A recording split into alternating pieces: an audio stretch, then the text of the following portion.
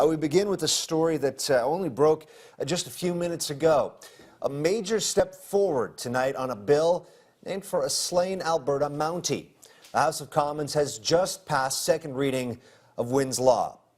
The motion was previously defeated by the Liberal House majority. However, some Grits backed the Conservative motion today, pushing the bill forward 154 to 128. This vote means that Wynn's law will now move forward for additional study and recommendations. It would still need to pass a third reading before it was enacted as a law. The bill would require the Crown to disclose an accused's criminal history at a bail hearing before making a decision. Constable David Wynn was killed responding to a call at a St. Albert casino.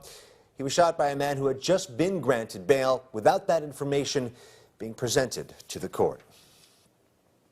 Elsewhere, the Liberal government is taking steps to strip so-called zombie laws out of the criminal code after one was wrongly cited by a judge during the high-profile murder trial of Travis Vader. Section 230 was mistakenly used last year by a trial judge to convict Travis Vader of murder in the deaths of Lyle and Marie McCann. After he realized his error, the judge had to change his conviction to manslaughter.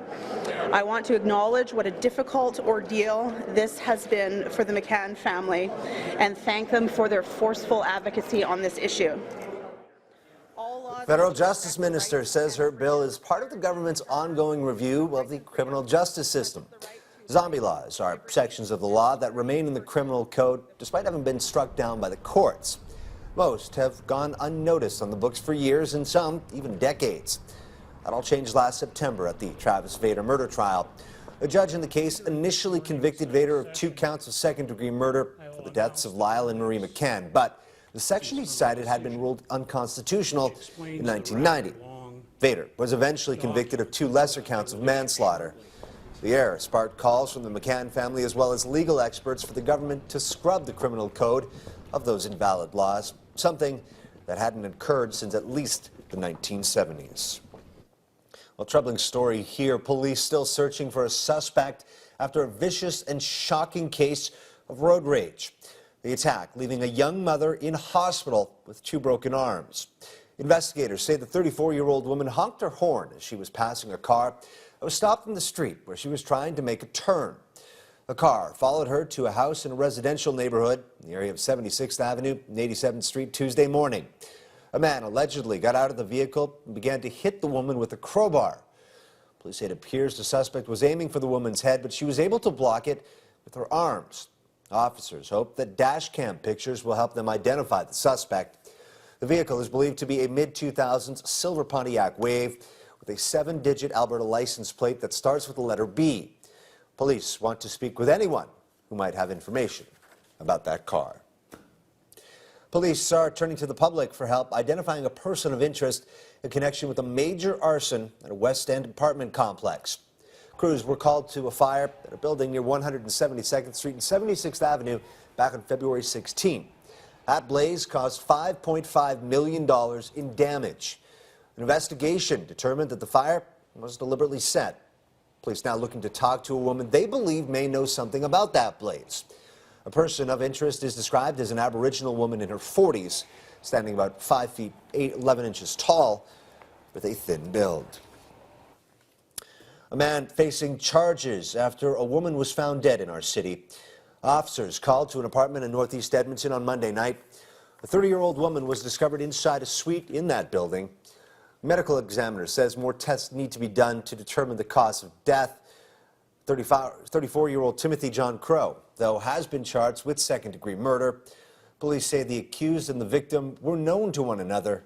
This is Edmonton's 9th homicide of 2017. An Edmonton mom is in hot water tonight after leaving her child in the cold. Police say they were called to a parking lot on 82nd Avenue, 96th Street Tuesday afternoon, just after noon. Police say they discovered a 7-month-old child alone in the back seat of a vehicle. The wind chill at the time was -28. Officers broke the window to reach the child after they were unable to find the parent. The mother returned to the vehicle about 10 minutes later. A 30-year-old mom has now been charged with causing a child to be in need of intervention. Well, another jump in confirmed cases of mumps in our city. Alberta Health Services says 14 people have now contracted the illness in Edmonton.